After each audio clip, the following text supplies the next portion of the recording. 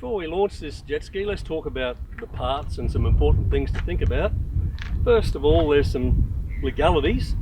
It's got to be registered, and you've got to have registration numbers on it. So on this one here, there's a set of registration numbers on the port side, and there's another set on the starboard side.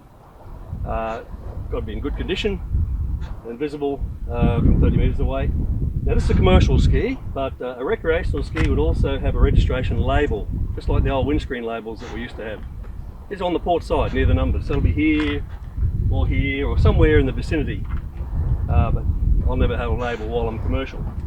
So just moving back around, down the stern here, this is where you would climb on for stability and safety. In the water, if you're climbing on from deep water, where perhaps you've fallen off, most jet skis these days include a step. So it helps a lot to climb back up. Not something you should do on the land because they're not designed for that sort of weight on the land. This here's the bucket. Now this jet ski, it's got two positions, forward and reverse. There's no neutral. A lot of jet skis now have a neutral setting, which is basically a halfway point with this bucket. So there's no gearbox, it's just a position of the bucket. So it's in forward there at the moment, so if we start it, instant go. Now the bucket's coming down because Steve's working it for me, and that would be reverse. So that's reverse thrust. Now there's not brakes, not on this model. It's just a manoeuvring tool. Some skis are designed that can function as brakes, but it's got to be specifically designed, and you need specific instructions from the manufacturer's manual and your dealer before you even think about that. This is not one of those skis. Now the bungs, very important. If you hang around the boat ramp long enough, you'll see somebody forget the bungs. So it's always good to make sure they're in. These ones are nice and tight. When it's stored, airing, you have them out. It's one of those things you've got to remember. It all comes in later, but I'll mention it while it's here. There's a little sticker on the back of most jet skis, which is upside down. If the ski's upside down, that'll be right way up. That tells you the correct way to turn it back over. Don't do what it says. It's going to cost you some money in repairs. But your dealer can explain that to you. So moving back around, I'll quickly mention another legality. There is a capacity. The manufacturer, Kawasaki in this case, has determined a capacity of 3 people with a weight of 225 kilos. So you've got to work within the manufacturer's specifications. That does vary between different makes and models. This is a 3-seater.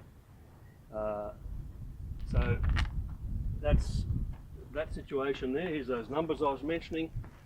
On the trailer itself, it's attached via the winch strap and a safety chain. Don't be in such a hurry to get out there and have a wonderful time that you take that off at the top of the ramp. There's this thing called gravity. It's not going to go well for you if that's not connected as you're backing down the ramp. There's a lot of people have ended up with their boat or jet ski on the concrete because of that. And likewise, at the end of the day, make sure they're attached before you drive up the ramp. Now, top sides, we'll look at the storage. Most jet skis have the majority of their storage in the bow area. In this case, we have an upper tray and a lower tray. So it's quite a lot of storage in this particular model, and it's quite cavernous actually. So in here, readily accessible, we've got our V-sheet and flares in a flare container. Not a bad spot for your car keys as well.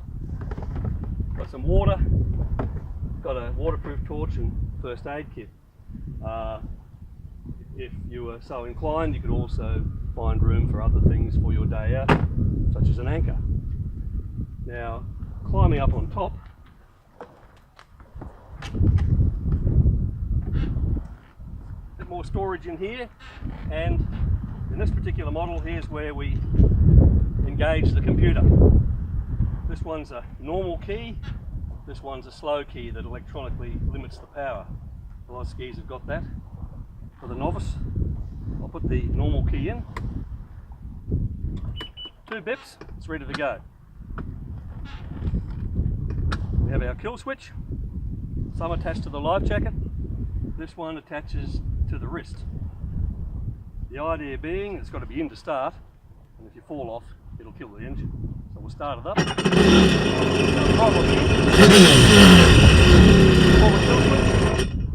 By falling off, that kills the engine. So that's what that's about. And in the case of learner drivers, the licensed person has to wear that. Now, I just use the throttle here. It's a trigger throttle. Some skis have a thumb throttle. Some skis have another control on the left side of the handlebars, which is basically doing the job that I'm doing with a lever here. So that's an electronic system, usually working that bucket up and down and creating a neutral and reverse. This one is not one with that feature. Underneath where I'm sitting is the engine. So we won't have a look at it. It's just like any engine. It's a 4-stroke. This one, they're a great option. To access it, just take the seat off, and the engine is accessible for service and maintenance checks. Some skis have a fully hinged system. Lift it up, and that's about all we can really say about the basics. We'll talk about some more stuff out on the water and at the end of the boat ramp.